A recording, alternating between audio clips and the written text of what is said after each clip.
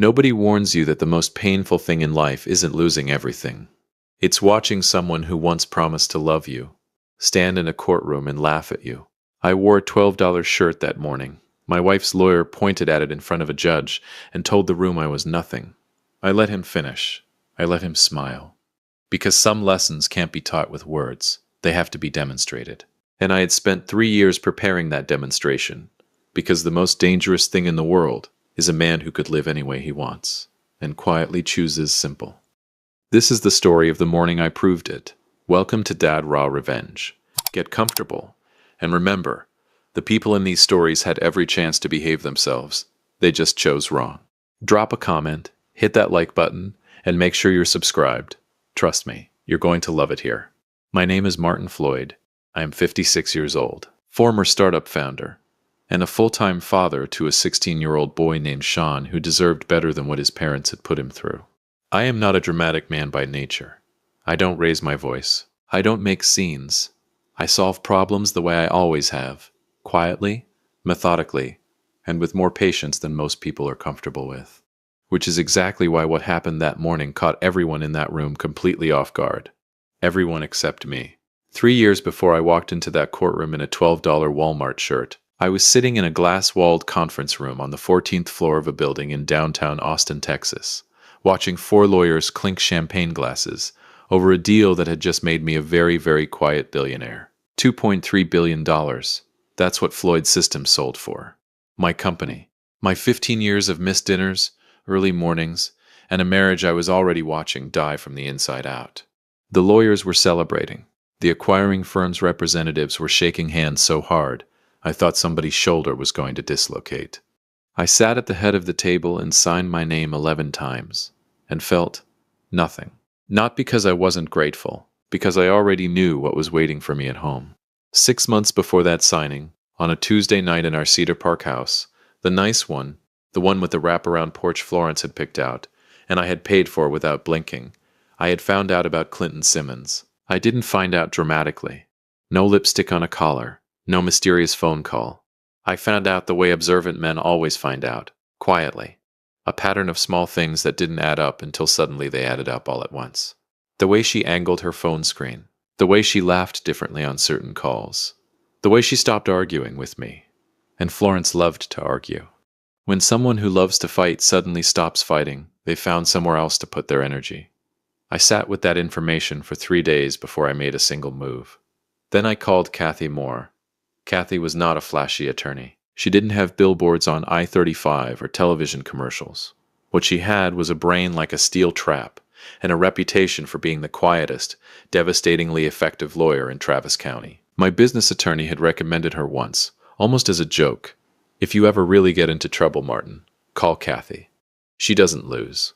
I called her on a Thursday morning from my car, parked 2 blocks from the office so nobody could hear me. Kathy Moore. Kathy, this is Martin Floyd. I need a divorce attorney. And I need someone who understands asset protection law. A pause. How complicated is your situation? I just sold my company for $2.3 billion, and my wife is sleeping with the man who's going to represent her against me. Dead silence. Then, Mr. Floyd, don't move anything, don't say anything, and don't let her know you know. I'll see you Monday morning. That was the beginning. What Kathy and I built over the following months was not revenge. I want to be very clear about that. It was architecture. We moved my assets, legally, transparently, every transaction documented, into a private holding trust. Above board, ironclad, the kind of restructuring that takes months and leaves a paper trail so clean it squeaks. While that was happening, I made another decision that surprised even Kathy. I took a job as a hospital records clerk at St. David's Medical Center. You want to do what? Kathy stared at me across her desk like I'd suggested I take up skydiving. Records clerk. Modest salary. Benefits package. Very normal. Martin, you are worth... What? Florence and Clinton can find, I said, is what I choose to leave on the surface. Let them find a records clerk who makes $38,000 a year. Let them build their whole case on that man. That's either the smartest thing I've ever heard, she said slowly, or you've been watching too many movies. Both can be true. She laughed despite herself. Then she got back to work. I moved into a 2-bedroom apartment in Cedar Park, not far from Westlake Prep, where Sean was in 8th grade. Nothing fancy, clean, functional. A couch I bought at a furniture clearance sale, a kitchen table with one leg slightly shorter than the others, and a coffee maker I'd had since 2019 that made a sound like a small animal in distress every single morning. I loved that apartment. Florence got the house. She got the cars. She got the life that looked like winning. And Clinton, oh, Clinton was confident. I'd never met the man personally, but I knew the type. Expensive suits, aggressive posture, the kind of lawyer who treats courtrooms like performance venues and opposing parties like props in his show. He called my attorney once, early in the process, before they realized how little they actually knew. Kathy relayed the conversation to me word for word. "Tell your client," Clinton had said, "that we're prepared to be reasonable. But if he wants to play games, we have everything we need to bury him." Kathy had paused. "I'll pass that along." She called me immediately after. "He thinks he has everything." "I know," I said. "That's what worries me." "Why does that not worry you?" "Because a man who thinks he's already won stops looking for what he's missed." She was quiet again. She did that a lot around me. "Martin, I want to ask you something, and I need you to be honest." "Go ahead." "Are you okay? Like actually okay?"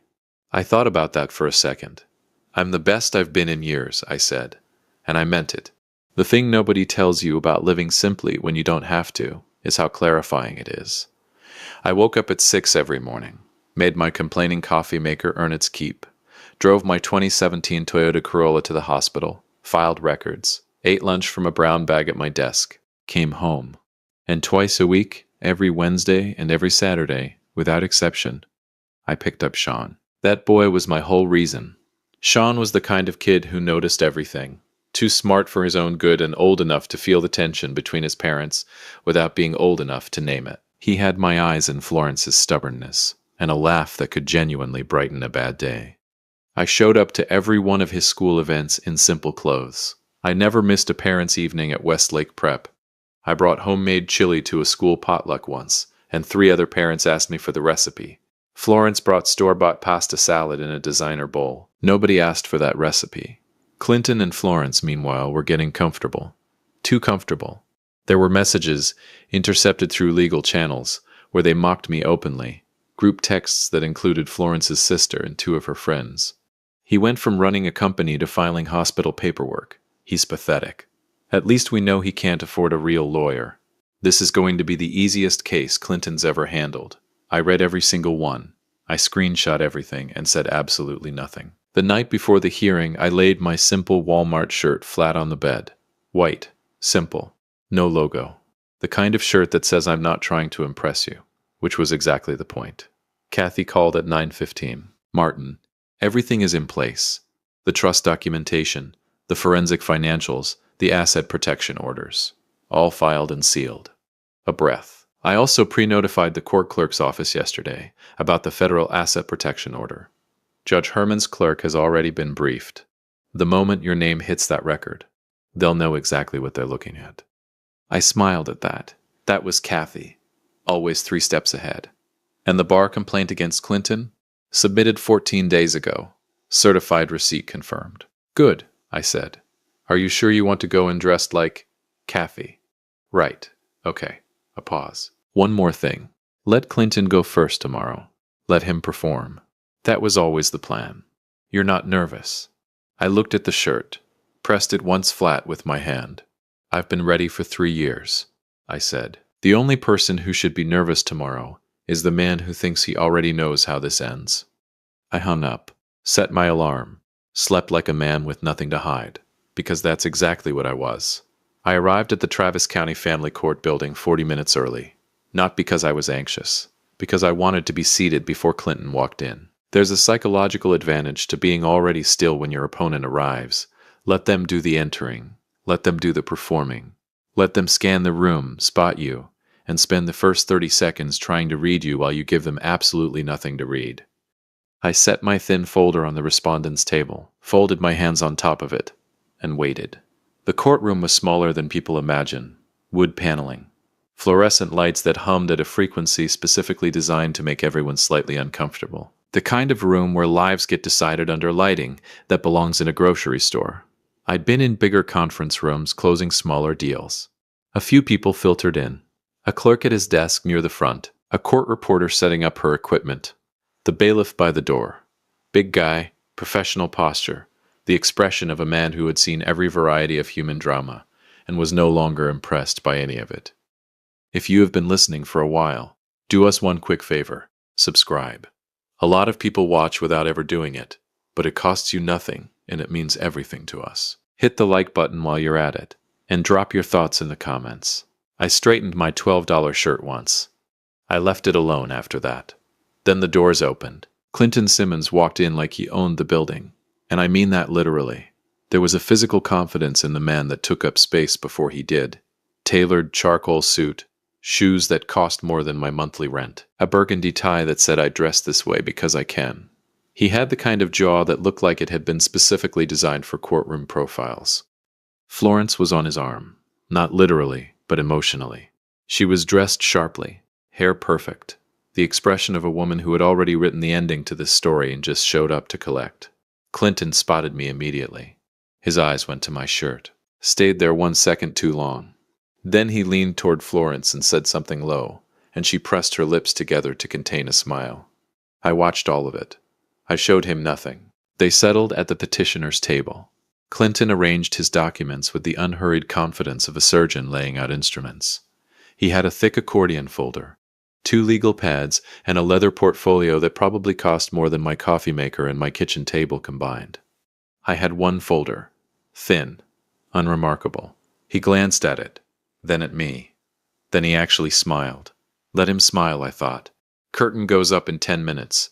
Judge Kristen Herman entered and the bailiff called the room to order. She was not what you'd expect. Mid-50s. Silver hair pulled back cleanly. Reading glasses on a thin chain. The kind of face that had processed decades of human desperation, without losing either its sharpness or its fairness.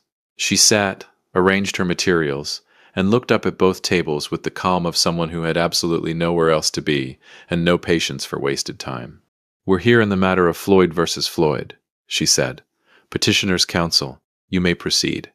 Clinton stood up like he'd been waiting his whole career for this moment. And I'll give the man this: he was good. He was genuinely, professionally, devastatingly good. He laid out their case with the smooth confidence of someone who had done this 100 times. Pulled out the financial records, the ones they thought were mine, and walked Judge Herman through them with the practiced calm of a man holding a royal flush. "Your Honor, the respondent in this matter presents a straightforward financial picture. Annual salary of $38,000. No significant savings. No substantial assets, debt obligations that exceed his monthly income by..." He paused for effect. "Nearly 40%. Florence was nodding slightly at the petitioner's table. Small nods. The nods of a woman watching a plan execute perfectly. Clinton wasn't finished. This court should know that the respondent arrived today, and here he turned, just slightly, toward me, in a shirt that retails for $12 at Walmart. While his son attends Westlake Prep on fees this man demonstrably cannot afford. "Your Honor, my client has carried this family emotionally and financially for years, while the respondent..." "While I what?" I thought. "Keep going, Clinton. You're almost at the part where it falls apart. Has contributed nothing of substance and offers this child no stable future. We are asking for full custody, full financial support, and a complete review of any alleged assets this respondent claims to hold." He sat down, smoothed his tie. Florence exhaled. The gallery murmured. Judge Herman looked at me over her glasses. She had the eyes of someone who had already noticed something Clinton hadn't. "Respondent," she said, "your full name for the record, please." I straightened in my chair, spoke clearly, calmly, the way you speak when you've been waiting 3 years to say 5 syllables. "Martin Floyd." The room didn't explode, it didn't gasp. It just shifted, like air pressure before a storm. Like the specific quiet that falls over a room when something important has just happened, and only 2 people know what it is.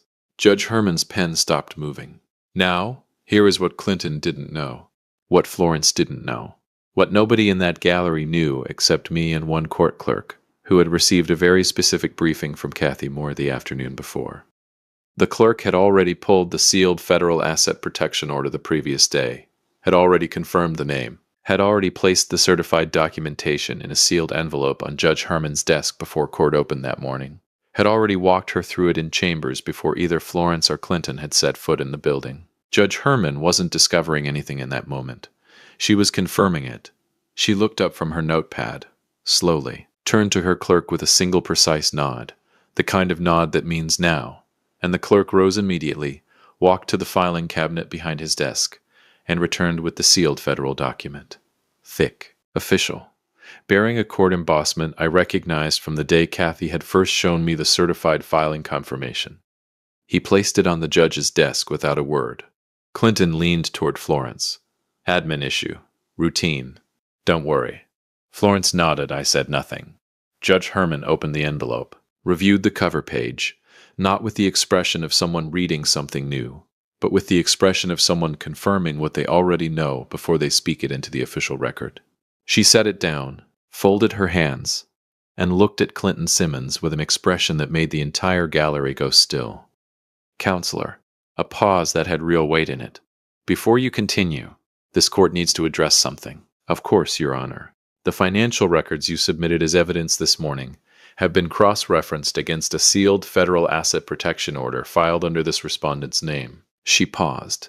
The records you presented to this court do not reflect this man's actual financial position. Another pause. Slower, more deliberate. Not even close. The silence that followed was the loudest thing I had ever heard. Clinton's smile didn't disappear gradually. It disappeared instantly, like a light switch. One moment it was there, then it wasn't. He turned to Florence. Florence turned to him. What does that mean? She whispered. Her voice had a new quality in it now, something tight and uncertain that hadn't been there 60 seconds ago. Clinton opened his mouth, closed it. For the first time all morning, Clinton Simmons had nothing to say. And I sat in my $12 shirt with my hands folded on my thin folder, and I thought, we haven't even opened the folder yet. There is a specific kind of silence that only exists in courtrooms. It's not peaceful silence. It's not comfortable silence. It's the silence of a room full of people collectively holding their breath because something irreversible is about to happen, and everyone can feel it, even the people who don't yet understand what they're feeling. That was the silence sitting over Travis County Family Court at that moment. Clinton was still standing, technically. But something had left the man. That expensive, carefully constructed confidence had drained out of him like air from a punctured tire. And what was left was just a guy in a very nice suit, who was beginning to understand that he had walked into the wrong room with the wrong documents against the wrong man. He just didn't know how wrong yet. Judge Herman looked at me. Mr. Floyd, I believe you have documentation to submit to this court. Yes, Your Honor. I opened the folder. Now, I want you to understand something about that folder. It was thin, unremarkable. The kind of folder you buy in a pack of 10 from an office supply store. Clinton's accordion file probably weighed 4 pounds. His leather portfolio alone cost more than everything I was wearing. But what was inside my folder had taken 3 years to build. I laid the documents out quietly, methodically, the way you lay cards on a table when you've been waiting the entire game for this hand. First, the legal restructuring documents. Every asset transfer into the private holding trust, fully documented, every transaction certified, every filing stamped and dated. Above board, transparent, untouchable. 3 years of careful, legal, surgical financial architecture that Clinton had never thought to look for because he had been too busy celebrating a case he assumed he had already won. Assumption is a very expensive habit. Second, the forensic financial records prepared by Kathy's team. The actual numbers. The real picture. Not the $38,000 records clerk Clinton had built his entire case around, but the man underneath that carefully constructed surface. The man who had built Floyd Systems from 3 people in a leased office on South Congress Avenue into a $2.3 billion acquisition. Clinton was reading as I laid each page down. I could see it happening in real time. The way his eyes moved across the numbers. The way his jaw tightened incrementally with each page. The way his legal pad sat completely untouched in front of him because there was nothing left to write that would help him. He had stopped taking notes. Third, 3 sworn depositions. Sean's homeroom teacher at Westlake Prep, his school counselor, his football coach. All 3 documenting the same pattern across the same 3-year period. A father who showed up to everything, consistently, without exception. And a mother who had on multiple documented occasions attempted to interfere with that access. Parental alienation. In writing, under oath, from 3 people with absolutely no stake in the outcome. Florence made a small sound at the petitioner's table. Not words, just a sound. The sound of someone watching the floor shift beneath them. Good, I thought. Keep reading. Then I placed the last document on the table. I slid it across slowly.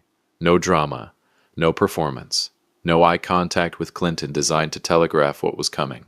Just paper. Your Honor, the final document is a formal complaint filed with the Texas State Bar Association 14 days ago against opposing counsel documenting the knowing submission of fabricated financial evidence in these proceedings. Certified filing receipt is the final page. The courtroom did not murmur this time. It went completely, absolutely, perfectly still. Clinton stood up so fast his chair scraped back against the floor. That sharp, ugly sound of wood on tile that made 3 people in the gallery flinch. Objection. These documents are filed and certified with this court 14 days ago, Your Honor. My voice was calm, almost conversational. Certified receipt is the last page, as I mentioned. Judge Herman was already reading. Clinton reached for the document with slightly unsteady hands, flipped to the last page, stared at the certified stamp with the expression of a man who has just opened a door expecting one room and found a completely different building on the other side. His hands were trembling. He looked up at Florence. Florence looked back at him. And in that single exchange of glances, no words, no gestures, just 2 people looking at each other, I watched their entire alliance crack down the middle like old concrete. And that was the moment the doors at the back of the courtroom opened. Kathy Moore walked in like she had all the time in the world. She was not a dramatic woman by nature. Neat, composed, the kind of attorney who let her paperwork do the talking and never needed the room to know she was the smartest person in it. She nodded at me once across the courtroom. Small nod. Precise. Right on schedule.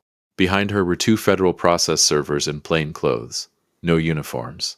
No badges visible. Just 2 very calm, very purposeful people walking directly to Clinton's table with the quiet efficiency of professionals who do this for a living and feel nothing about it either way. One of them placed a document in front of Clinton without a word. Clinton looked down at it, read the first paragraph, and sat down very, very slowly, the way a man sits when his legs have quietly decided they are no longer fully reliable. Florence grabbed his arm. Clinton, what is that? What is that paper? He didn't answer immediately. Clinton, it's a federal subpoena, he said. His voice had a new texture now, hollow, stripped of everything that had made it so commanding 40 minutes ago. They want every document I used to build this case. Florence stared at him. Why? Why would they? Because. He swallowed, set the paper down with careful, deliberate hands like it might detonate. Because submitting fabricated financial records in a proceeding that touches a federally protected asset trust isn't just a bar violation, Florence. He paused. It's a federal offense. The words landed in the room like stones dropped into still water, heavy, slow-spreading rings of consequence moving outward from a single point. Florence turned to look at him, really look at him, and I watched the exact moment it happened. The moment she understood that the man she had trusted with everything, the man she had chosen over her marriage, the man who had sat across from her for months promising this would be easy and clean and over quickly, had used her. You told me those records were real, she whispered. Clinton said nothing. You told me you had everything handled. You told me. Her voice cracked somewhere in the middle of the sentence. Clinton, you told me those records were real. He still said nothing, and in that silence, Florence got her answer. Judge Herman had seen enough. She set down the last document, removed her glasses, and looked at the room with the measured weight of 22 years on the bench behind every single word she was about to say. When she spoke, every person in that courtroom stopped breathing. This court finds the petitioner's financial claims entirely without merit, based on documentation that is now subject to federal review. She paused. Let it land. Primary custody of the minor child, Sean, is awarded to the respondent, Mr. Martin Floyd, effective immediately. Florence made a sound I won't describe. The petitioner's personal assets are hereby frozen pending a full financial misconduct investigation. Another pause. Slower. Mr. Simmons, this court is referring your conduct to both the Texas State Bar Association and the Office of the Federal Prosecutor. You are strongly advised not to leave the state. She looked at Clinton one final time over her glasses. What was in her expression wasn't anger. It was something quieter and more final than anger. The expression of a person who has watched human beings make catastrophic choices for 22 years and still hasn't gotten used to the waste of it. You walked into this courtroom this morning and mocked a man for his shirt. Her voice didn't rise. It didn't need to. I suggest you spend the drive home thinking carefully about what this day has cost you. The gavel came down once, clean, final, like a period at the end of a very long sentence that had been 3 years in the writing. Clinton gathered his papers with shaking hands. He didn't look at Florence, didn't look at me, didn't look at the gallery or the judge, or the process server still standing quietly near his table. He picked up his leather portfolio, the expensive one, the one that cost more than my kitchen table, and walked out of that courtroom without a single word to anyone. The doors swung shut behind him. Florence sat alone at the petitioner's table. The tailored outfit, the perfect hair, the carefully constructed confidence she had walked in wearing like armor, all of it gone now, leaving just a woman sitting alone in a room where everything had just gone wrong in every direction simultaneously. She was crying, not performance tears, not the calculated kind. These were frightened, genuine, everything just collapsed tears. The kind that come when the story you've been telling yourself for 3 years falls apart in 45 minutes and you have to sit in the rubble of it in public. She turned toward me, Martin. Her voice broke on just the one word. Please. I didn't know what he was doing. Not all of it. Please. I stood up. I looked at her for a long moment. Not with anger. I had carried anger for exactly 1 week 3 years ago, and then set it down because anger is a terrible architect. It builds crooked. Everything it constructs leans. What I felt looking at Florence was something sadder than anger and quieter than triumph. The specific grief of a man looking at what something used to be and understanding with complete clarity that it can never be that again. Not because of what she did, because of who she chose to become while she was doing it. Get well, Florence, I said quietly. Not for me. Sean needs his mother to be well. That is the only thing I want for you. I turned and walked out. Outside, the afternoon light hit the courthouse steps the way Austin afternoon light always does. Warm, unhurried, completely indifferent to whatever just happened inside its buildings. The city just doing its thing. Traffic on Congress Avenue. Someone's radio somewhere. A normal afternoon that had no idea it had just been the most important day of my life. I stood on the top step and took one slow breath and let the air sit in my lungs for a moment. It was over. 3 years of patience. 3 years of brown bag lunches and a complaining coffee maker and a kitchen table with one short leg. 3 years of showing up in simple clothes to school events, while Florence and Clinton exchanged mocking text messages they were absolutely certain I would never see. 3 years of saying nothing while other people said everything. Over. Sean was waiting at the bottom of the steps. 16 years old. Backpack on one shoulder the way teenagers wear backpacks, like the strap is more of a suggestion than a structural commitment. He was trying to read my face the way he had been trying to read my face his entire life, because this kid noticed everything, and always had. Dad? He pushed off the railing. Did you win? I walked down the steps and put my arm around his shoulders. I didn't go in there to win, Sean. He looked up at me. Then what did you go in there for? To tell the truth. He thought about that for a second. That particular silence he does when something is genuinely processing rather than just passing through. What's the difference between winning and telling the truth? I looked down at my shirt, smoothed it once with my hand. Winning is about you, I said. Truth is about something bigger than you. He nodded slowly, didn't fully understand it yet. That was okay. He had time. And now, so did we. We walked to my 2017 Toyota Corolla. No town car. No champagne. No moment designed for anyone else's consumption or anyone else's validation. Just a father and his son and the quiet of an Austin afternoon, and 3 years of patience finally, completely permanently paid off. I still have that shirt, folded neatly, placed in a box on the top shelf of my closet. Not as a trophy. I'm not that kind of man. Trophies are for people who need reminding that they once did something worth being proud of. I kept it as something different. A reminder that simplicity is not surrender, that a quiet life is not a small life, that the most dangerous person in any room is not the loudest one, or the best dressed one, or the one with the 4-pound accordion folder and the burgundy tie, and the absolute unshakable certainty that they have already won. It is the one who has been quietly doing their homework for years. Clinton Simmons walked into that courtroom with every advantage visible. Money, connections, confidence, a case he had spent months constructing against a man he had dismissed before he ever met him. I walked in with one thin folder, a simple man and patience. He never had a chance. And the last thing I'll say, to anyone sitting somewhere right now being underestimated, being mocked, being written off because of what your life looks like from the outside, quiet men are not empty men. Simple is not small. And never ever laugh at the man who arrived early, sat down, folded his hands, and hasn't moved yet.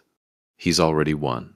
If you enjoyed this story, join our community by hitting that like button and subscribing for more real, raw, and family-centered stories. And as always, thank you for being a part of Dad's Raw Revenge. I will see you on the next one.